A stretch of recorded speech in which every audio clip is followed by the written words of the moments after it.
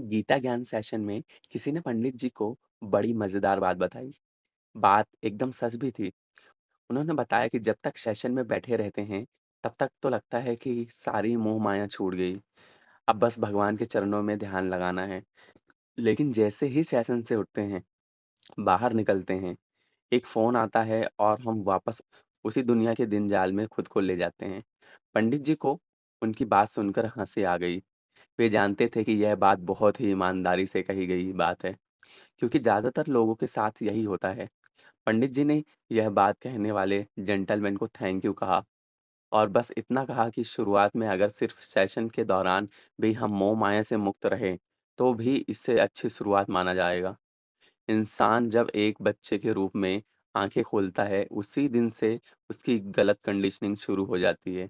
उम्र बढ़ने के साथ-साथ वह दुनिया के हर झूठ को सच मानने लगता है।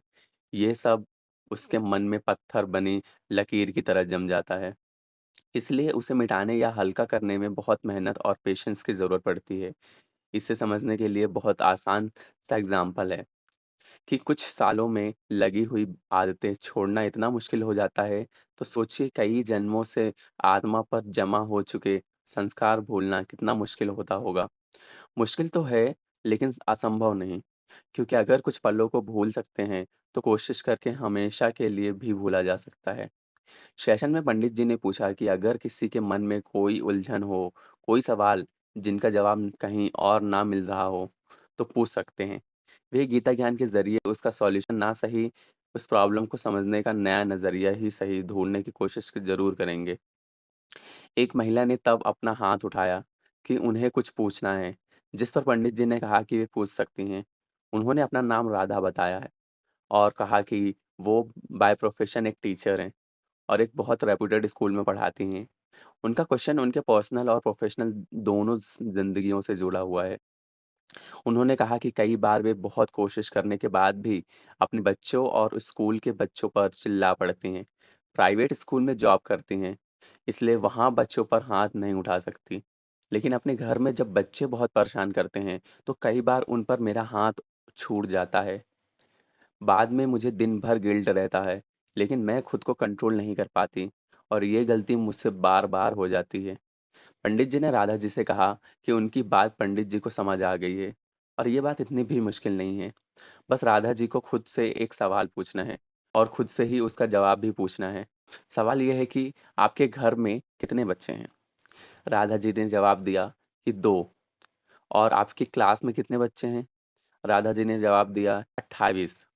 तो आप 2 बच्चों की शरारतों से परेशान होकर उन्हें थप्पड़ लगा देती हैं, जबकि क्लास में 28 बच्चों पर सिर चिल्लाती हैं। जबकि उनकी शरारतें, उनका शोर आपके 2 बच्चों से कई गुना ज़्यादा होता होगा। आप इसका रीज़न जानती हैं? राधा जी ने ना कहकर सर हिलाया। तो पंडित जी ने कहा कि आप स्कूल के बच्चों पर इसलिए हाथ नहीं उठाती क्योंकि आपको स्कूल अथॉरिटी का डर है। आप जानती हैं कि अगर आपने ऐसा किया, तो आपका इम्प्रेशन खराब हो सकता है और अगर पेरेंट्स ने कंप्लेन कर दी, तो आपकी जॉब भी जा सकती है। घर में आपको ये डर नहीं है। इसलिए आप अपने बच्चों के साथ जो अपना बिहेवियर है, उस पर कंट्रोल नहीं कर पा रही हैं। अगर आप ये समझ जाएँ कि सबसे बड़ी जो अथॉरिटी है, यानी भगवान, उन्हें ये व्यवहार पसंद नहीं है और आपके कर्मों के खाते में ये कंप्लेंट्स की तरह दर्ज हो रहा है, तो आप अपने आप अपना ये नेचर बदल देंगे। आपको बस इतना समझना है कि घर और स्कूल में आप एक ही हैं। घर से स्कूल के रास्ते में आपके अंदर कुछ नहीं बदलता।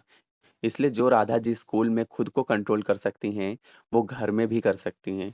राधा जी समेत सभी ऑडियंस को पंडित जी की ये बात बहुत अच्छी लगी। उन्होंने पंडित जी को थैंक यू कहा और प्रॉमिस किया कि वे खुद में ये चेंज लाने की पूरी कोशिश करेंगी। उसके बाद ऑडियंस में से एक साहब ने कहा कि उनके पास भी एक सवाल है, जिसका जवाब वे गीता ज्ञान के ज़रिए पाना चाहते हैं। पंडित जी ने कहा कि उन्हें बहुत खुशी होगी कि अगर वे उनका सवाल का जवाब गीता से ढूँढकर उन्हें दे सकें। तब उन साहब ने बताया कि उनका नाम भरत है और वो पुलिस डिपार्टमेंट से रिटायर्ड हैं। उन्हें ये पूछना है कि श्रीमद् भगवद गीता के हिसाब से कौन-सा कर्म पाप कर्म की कैटेगरी में नहीं आता, जो कि किसी तरह हर कर्म को करना चाहिए कि उसका फल पाप के रूप में ना मिले। पंडित जी ने उनके सवाल के लिए उन्हें थैंक यू कहा और फिर श्रीमद् भगवत गीता से ये श्लोक सुनाया। सुख दुखे समान कृत्वा लाभालाभौ जयाजयौ ततो युद्ध यावम पापम वापस्यसि। इसका मतलब ये है कि हे अर्जुन, जय पराजय, लाभ हानि और सुख दुख को एक जैसा समझकर युद्ध के लिए तैयार हो जा। इस प्रकार युद्ध करने से तू पाप को प्राप्त नहीं होगा। पंडित जी ने आगे कहा कि श्लोक के अर्थ को मैं आपको सिंपल वर्ड्स में बताता हूँ। भगवान श्री कृष्ण अर्जुन से कहते हैं कि युद्ध तो करना ही है, इसमें कोई चॉइस नहीं है। इसलिए मैं तुम्हें बताता हूँ कि किस तरह से युद्ध करने से पाप नहीं लगता। क्योंकि अर्जुन परेशान थे कि उन्हें युद्ध में अपने ही भाइयों, बंधुओं और दोस्तों से युद्ध लड़ना पड़ रहा था। अर्जुन का सबसे बड़ा डर यही था कि जिनकी वो अपने माता-पिता की तरह इज़्ज़त करते हैं और जिन्होंने उसे अपने सगे बेटे की तरह प्यार किया, शिक्षा दी, उन गुरुजनों पर हथियार उठाने पड़े। ऐसा करने से उसे कितना बड़ा पाप लगेगा। तब भगवान ने अर्जुन को समझाते हुए यह कहा था, हम भी हर रोज़ अपनी लाइफ में एक युद्ध ही लड़ रहे हैं, जो कभी अपने साथ तो कभी अपनों के साथ भी होता है। इसलिए जब भी मन में यह ख्याल आए कि हम कहीं कोई पाप तो नहीं कर रहे हैं, तब हमें यह श्लोक याद कर लेना चाहिए। जब कोई काम करते हुए 2 अलग-अलग सोच दिमाग पर हावी होने लगे और डिसीज़न लेना कठिन हो जाए, जब आप पहले से लिए गए डिसीज़न के लिए अनकम्फ़र्टेबल महसूस कर रहे हों या जब आप उस रास्ते के बारे में सोचते रहते हैं, जिसे आपने नहीं चुना है, तब भी आपको ये श्लोक याद रखना चाहिए। कोई भी कर्म करने से पहले अगर हम उस काम से जुड़ी जीत या हार का ख्याल छोड़ दें, उससे जुड़ा फ़ायदा-नुकसान भी ना सोचें और उसके अंजाम की फ़िक्र ना करें, तो हमें उस कर्म से जुड़ा पाप नहीं लगेगा। इसका मतलब ये नहीं है कि हम कोई भी गलत काम इन विचारों के साथ करेंगे तो उसका इफ़ेक्ट ख़त्म हो जाएगा। इसका मतलब ये है कि जब कर्म करना ही है, तब कर्म करते हुए उसे उसके फल की फ़िक्र नहीं करनी है। अर्जुन को कर्म युद्ध करना था। अगर वो ये सोचते रहते कि जीतने के लिए सबको हराना या मारना पड़ेगा, तब तो वो कभी भी अपना कर्म नहीं कर पाते। पाप या पुण्य तय करने का अधिकार भगवान को है। हमारा अधिकार सावधानी से किए कर्म में है। इसके साथ ही पंडित जी ने इस क्वेश्चन के लिए अपनी बात खत्म कर दी। इस तरह एक और गीता ज्ञान सेशन बहुत सारी नई लर्निंग के साथ कंप्लीट हुआ और पंडित जी से भी लोगों ने बहुत कुछ सीखा। इसके साथ ही पंडित जी ने भगवान श्री कृष्ण से सबको शांति और शक्ति देने की प्रार्थना की और इसी तरह से यह एपिसोड भी यहीं समाप्त होता है, जिसे आप सुन रहे थे एसवाई के क्रिएटर के शो पर।